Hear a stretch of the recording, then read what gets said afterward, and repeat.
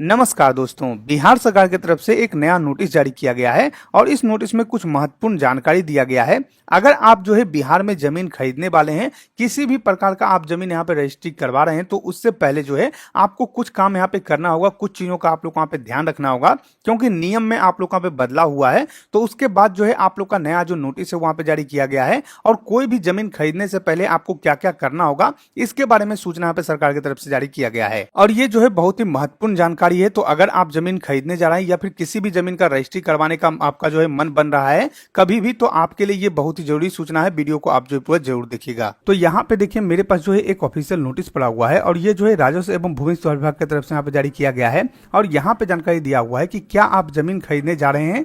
यानी दोस्तों, अगर आप जमीन खरीदने जा रहे हैं तो आप सभी के लिए जो है सूचना दिया गया है कि अपनी मेहनत की कमाई लगाने से पहले जो है रुकें और जांचें। यानी कि अब जो है आप लोग को जांच करना होगा।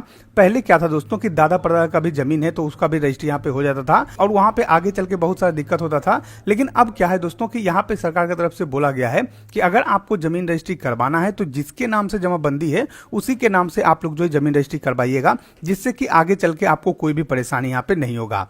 यहाँ पे देखिए जानकारी दिया हुआ है कि क्या जमीन विक्रेता की जमाबंदी ऑनलाइन है। यानी कि सबसे पहले तो आपको ये चेक करना होगा कि जिसका भी आप जमीन खरीद रहे हैं, जो भी जमीन आप खरीद रहे हैं, उस जमीन का जो जमाबंदी है वो ऑनलाइन में शो करता है या फिर नहीं करता है। अगर इसको चेक करना है तो आप जो है बिहार भूमि का जो ऑफिशियल वेबसाइट है इस पे आइएगा और यहाँ पे जो थोड़ा सा नीचे आइएगा तो यहाँ पे आप लोग को बहुत सारा ऑप्शन मिलता है और इसी में यहाँ पे जमाबंदी पंजी देखें का ऑप्शन मिलेगा। इस पे आपको जो है क्लिक करना है और क्लिक करके यहाँ से खाता खेसरा डालकर जो है आप चेक कर सकते हैं कि आपका जमाबंदी जो है ऑनलाइन में चढ़ा हुआ है या फिर नहीं चढ़ा हुआ है। तो सबसे पहले तो अगर आप लोग जो है जमीन खरीद रहे हैं तो उसको यहाँ पे चेक करना है कि ऑनलाइन में शो करता है, जिनके भी नाम से जमीन का जमाबंदी है वो शो करता है या फिर नहीं करता है। तो सबसे पहला काम तो ये हो गया। अब दूसरा काम ये है दोस्तों कि जमाबंदी देखने के लिए यहाँ पे जो है आप लोग का बिहार भूमि जो आप लोग का वेबसाइट मैंने दिखाया उस वेबसाइट पे जाकर आप यहाँ पे देख सकते हैं क्या उस ऑनलाइन जमाबंदी में आपके द्वारा खरीदी जा रहे खेसरा प्लॉट का नंबर, सभी रकबा, एरिया दर्ज है। तो अब दोस्तों दूसरा चीज आप लोग को ये चेक करना है कि जब भी आप जमाबंदी यहाँ पे चेक कीजिएगा तो उसमें ये देखना है कि जो भी प्लॉट नंबर आप लोग यहाँ पे खरीद रहे हैं, जो भी खेसरा बोला गया है कि ये खेसरा हम यहाँ पे रजिस्ट्री करेंगे, तो वो खेसरा आपका जो है उसमें शो करता है या फिर नहीं करता है।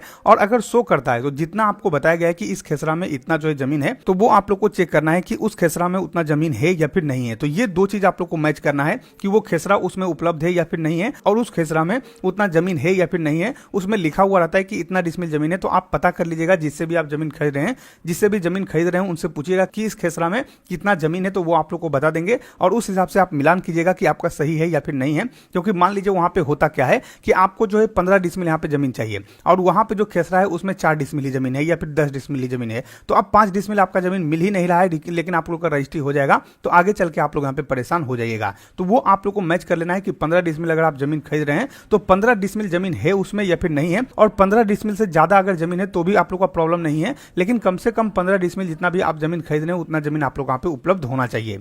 अब दूसरा चीज आप लोग को ये चेक करना है कि क्या विक्रेता के स्वयं अपने नाम से ही ऑनलाइन जमाबंदी है। यानी कि जिससे भी आप जमीन रजिस्ट्री करवाने वाले हैं उनके नाम से जमाबंदी शो कर रहा है या फिर नहीं कर रहा है। अब बहुत सारे लोग होंगे जिनका कि दादा या फिर परदादा के नाम पे जमीन होगा तो उनका जमाबंदी यहाँ पे शो करेगा। तो अब आपको ये चेक करना है कि जिससे भी आप रजिस्ट्री करवा रहे हैं उनका जमाबंदी में नाम शो करता है या फिर नहीं करता है। उसके बाद अगला चीज चेक करना है कि अगर नहीं तो क्या विक्रेता के पास सभी हिस्सेदार की लिखित सहमति है। यानी दोस्तों यहाँ पे क्या है कि मान लीजिए ऐसा होता है कि उनके दादा के नाम पे जमीन है, परदादा के नाम पे जमीन है, उनके पिताजी के नाम पे जमीन है और पिताजी उपलब्ध नहीं है, यानी कि उनकी मृत्यु हो गई है और उनके बेटे से आप यहाँ पे रजिस्ट्री करवा रहे हैं। तो ऐसे में जितने भी बेटे हैं सभी का जो सहमति पत्र है वो आप लोग यहाँ पे लगने वाला है और ये बिल्कुल जरूरी है। अगर सहमति पत्र यहाँ पे नहीं रहता है, पहले ये नियम नहीं था लेकिन अब जो है नियम निकाला गया है कि सहमति पत्र आप लोग को देना ही देना होगा। और अगर आप जो सहमति पत्र नहीं देते हैं तो ऐसे में रजिस्ट्री नहीं होगा और रजिस्ट्री होगा भी तो आपका जो मोटेशन है वहां पे नहीं होगा, दाखिल खारिज नहीं होगा, तो वो जमीन आपका बिल्कुल बेकार हो जाएगा। कोई भी व्यक्ति अगर क्लेम कर देते हैं तो आपका यहाँ पे प्रॉब्लम हो जाएगा।